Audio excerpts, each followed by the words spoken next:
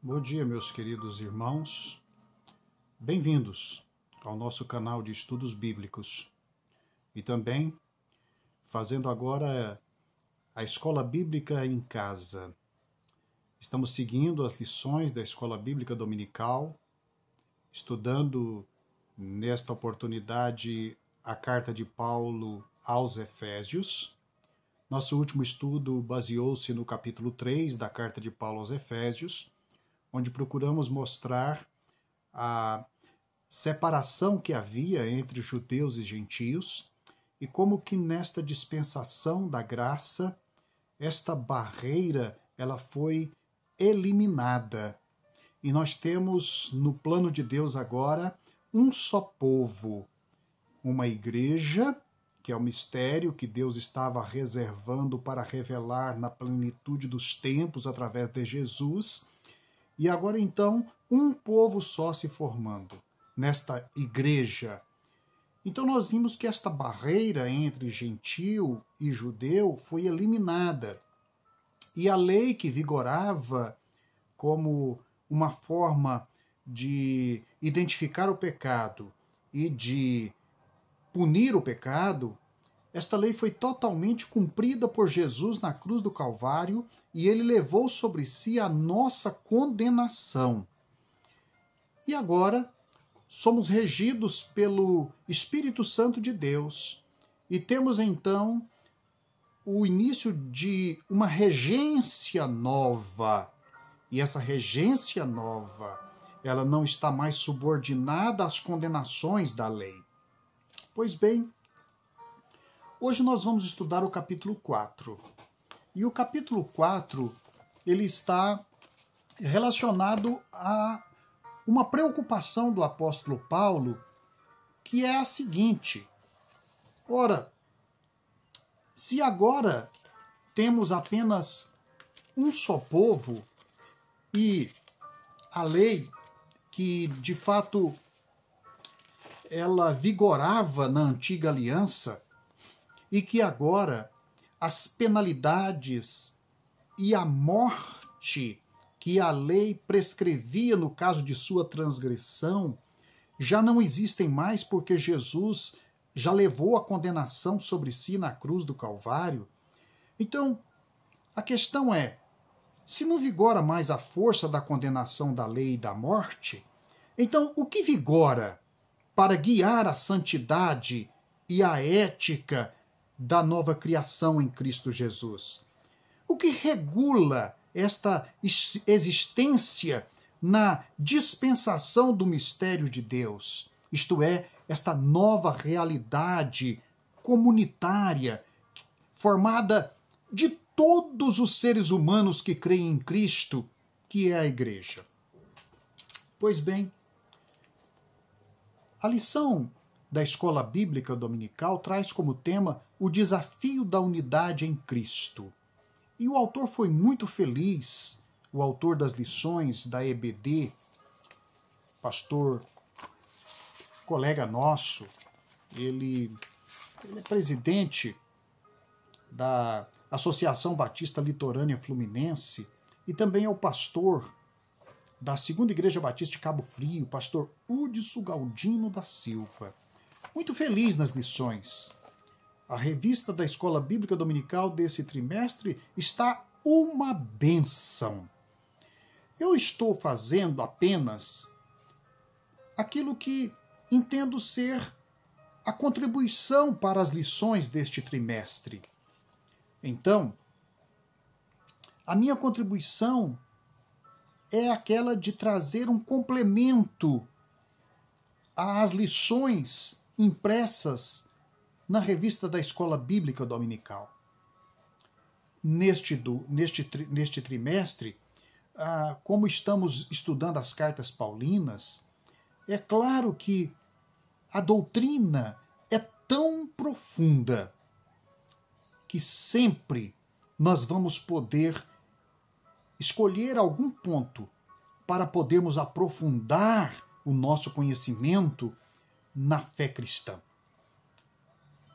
A lição, que é a de número 8, que traz como tema então o desafio da unidade em Cristo, ela está dividida em alguns pontos que eu quero destacar antes de dar a outra parte, que é o estudo que desenvolvi baseado neste capítulo 4 de Efésios. O autor, ele divide as lições nos seguintes temas. O desafio da unidade está no fato de um andar digno. Este andar digno é aquilo que se espera do crente. O desafio da unidade está na compreensão de que ela pode ser vivida em meio à diversidade. Agora, a igreja é composta de uma diversidade de pessoas, não só de pessoas, de famílias, de etnias, de nações, de povos, que muitas vezes chegam a se reunir num mesmo lugar. O desafio da unidade tem como exemplo a estatura de Cristo. Cristo é o nosso modelo, é o nosso paradigma. Para ele concorrem todas as coisas e nele devemos mirar para seguir o exemplo que ele nos deixou. E a igreja deve crescer até a estatura de Cristo. Ele fala também do desafio da unidade quando ela consiste em promover a maturidade cristã. A vida cristã é um andar para a maturidade. O crente precisa amadurecer.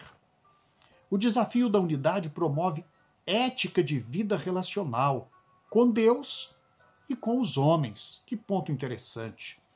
E o autor conclui fazendo as seguintes observações. Unidade realmente é um grande desafio, mas é o distintivo real de cada crente. O que há de nos identificar como discípulos de Jesus é exatamente sermos um, assim como Jesus e o Pai são um.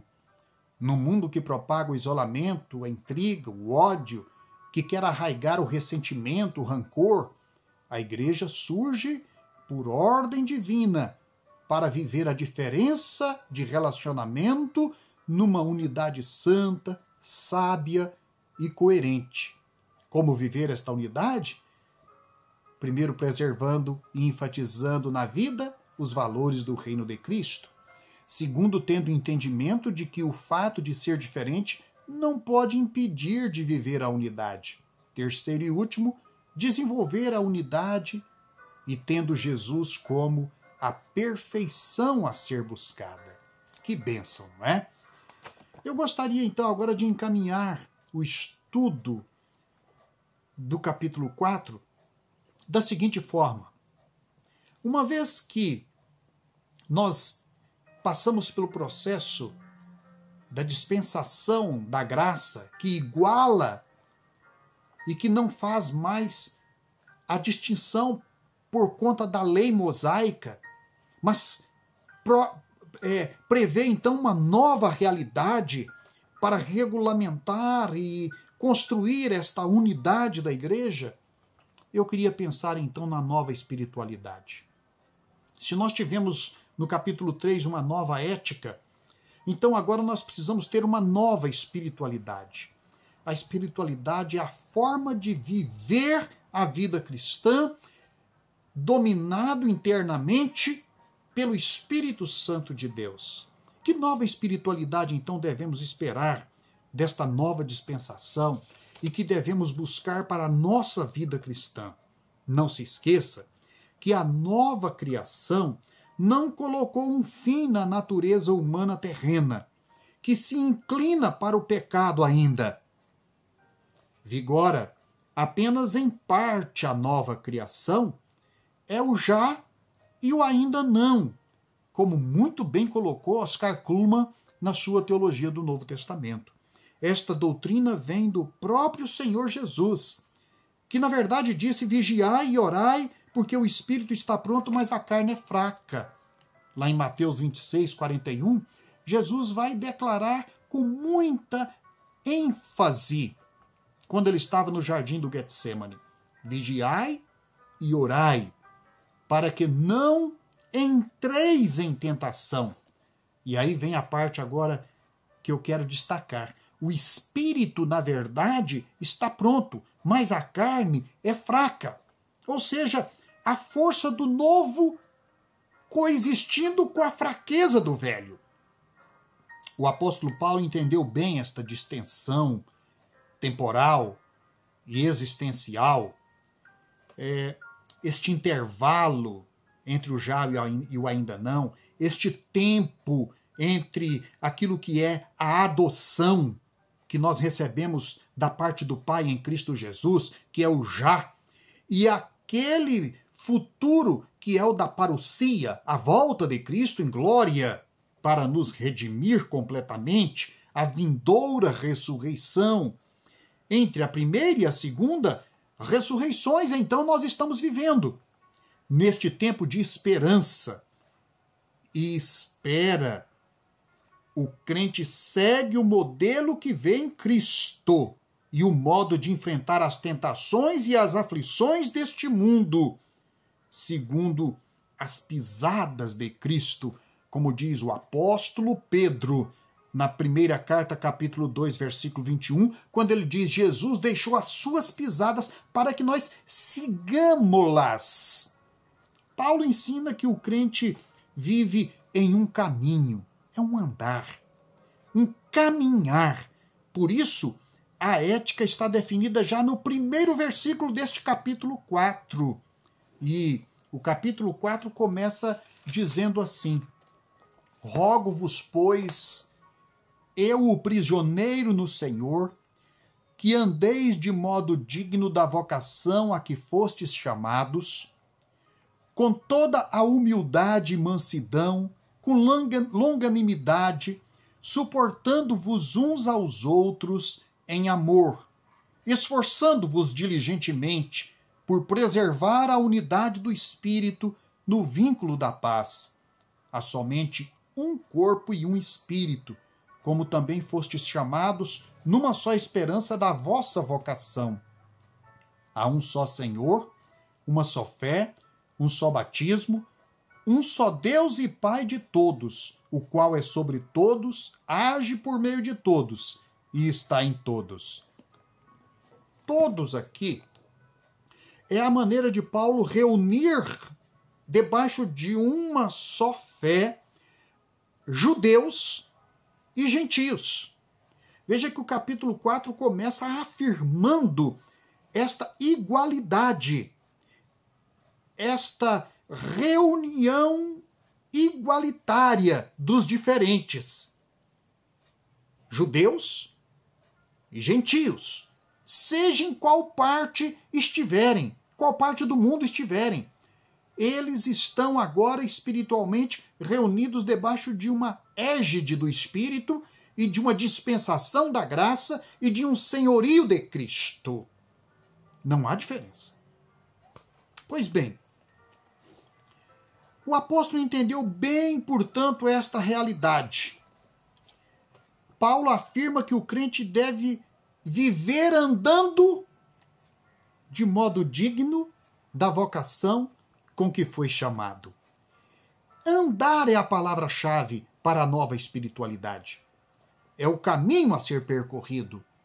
E andar aqui, o apóstolo Paulo toma a palavra que vem, na verdade, de uma raiz que implica em equilíbrio. Ele diz: de modo digno da vocação com que fostes chamados.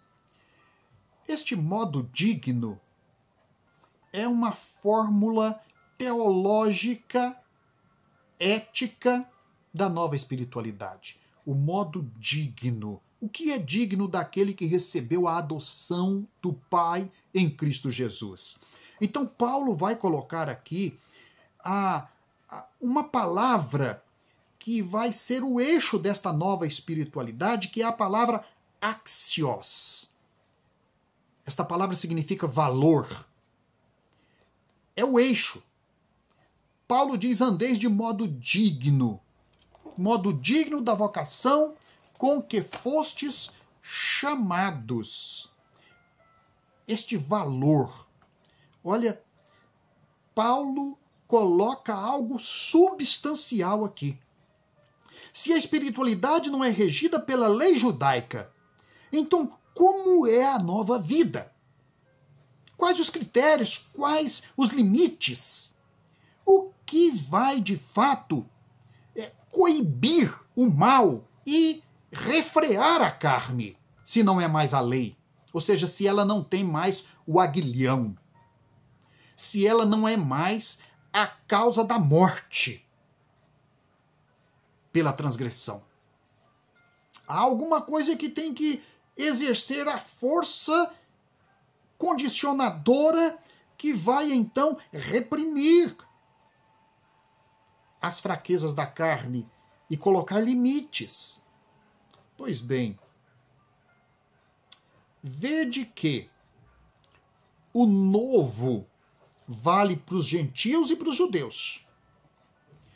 O que seria este modo digno?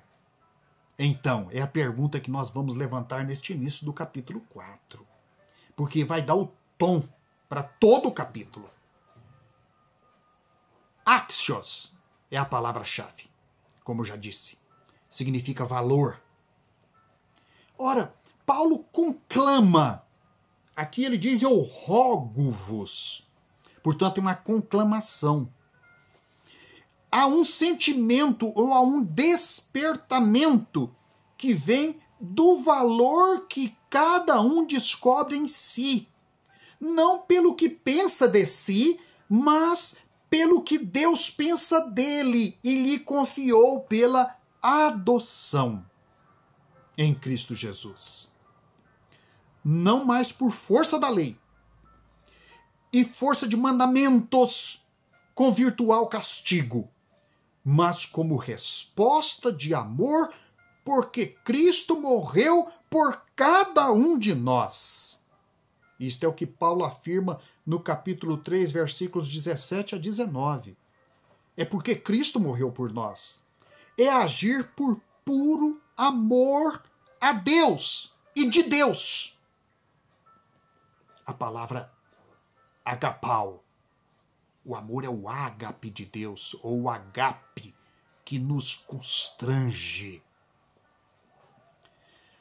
Por isso é agir por puro amor.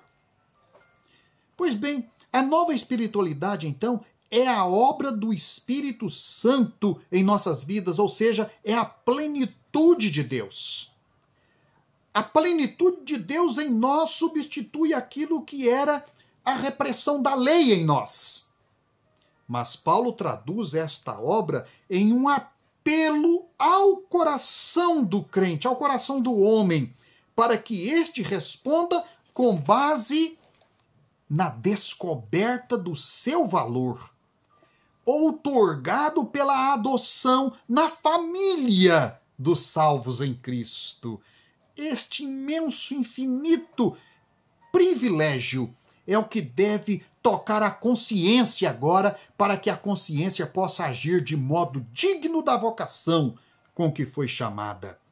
Paulo abre o capítulo 4, então, com a força de um apelo à consciência da nova criação. A nova criação é regida pela consciência do valor que ela tem, que Deus lhe outorgou e que o homem havia desprezado. Exorto-vos, parakaleo, é a palavra grega. Ela é usada 108 vezes na Bíblia. E ela significa desde consolar até exortar, animar, suplicar, clamar, com o objetivo de mover a vontade, de despertar a consciência de alguém. Sua raiz é o verbo kaleo, que significa chamar. É profundo demais. A ética e a espiritualidade em Cristo é a de um chamado, é um despertar para a nova vida e para o seu valor, e para a nova espiritualidade.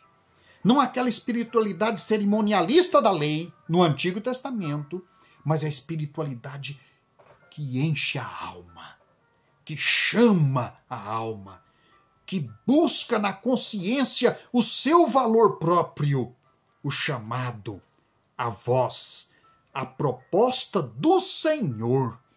Agora é a fonte de nosso relacionamento com Ele.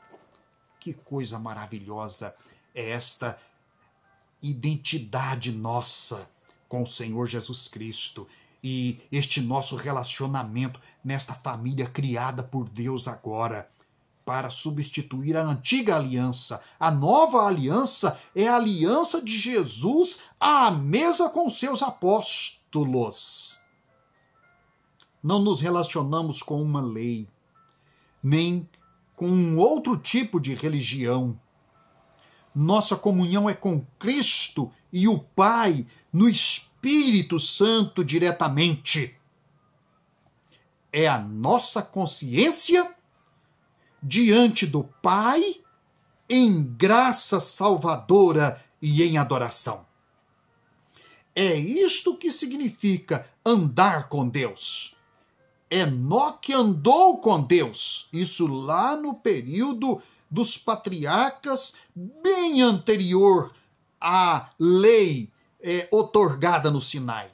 Séculos e séculos antes da lei, Enoque andou com Deus e este foi o critério para Deus tomá-lo para si. Em Gênesis 5:22, Noé andava com Deus. Gênesis 6:9. Disse o Senhor a Abraão: anda em minha presença e sê perfeito. Gênesis 17:1. Davi, no Salmo 56:13, diz: para que eu ande na presença de Deus, na luz da vida. Miqueias, o profeta, diz: ele te declarou, ó homem, o que é bom e o que é que o Senhor pede de ti, senão que pratiques a justiça e andes humildemente com o teu Deus. Que espiritualidade maravilhosa, autêntica, profunda, que surge do coração, que enche a nossa consciência, que conduz o nosso viver diário na presença do nosso Deus. Jesus e Paulo, com os outros apóstolos, eles ensinaram exatamente isso. Viver o dia a dia com o Senhor. Em 1 Pedro 2:21, para seguirdes os seus passos, diz o apóstolo. Ora, a nova espiritualidade deve reconhecer no corpo de Cristo a unidade do Espírito na Trindade. Versículo 3 em diante diz: esforçando-vos diligentemente para preservar a unidade do Espírito no vínculo da paz. Há somente um corpo e um Espírito. Esses versículos que nós já lemos. É este o segredo, esforçando-vos diligentemente. A espiritualidade é uma rede de unidade entre o corpo e espírito, isto é, igreja e espírito. É tudo que vai ser dito pelo apóstolo em seguida. A unidade que faz dos dois, judeu e gentio, os que estavam debaixo da antiga aliança e os que não estavam debaixo de aliança alguma, os pecadores e que agora estão agraciados mediante a sua profissão de fé e o seu novo nascimento.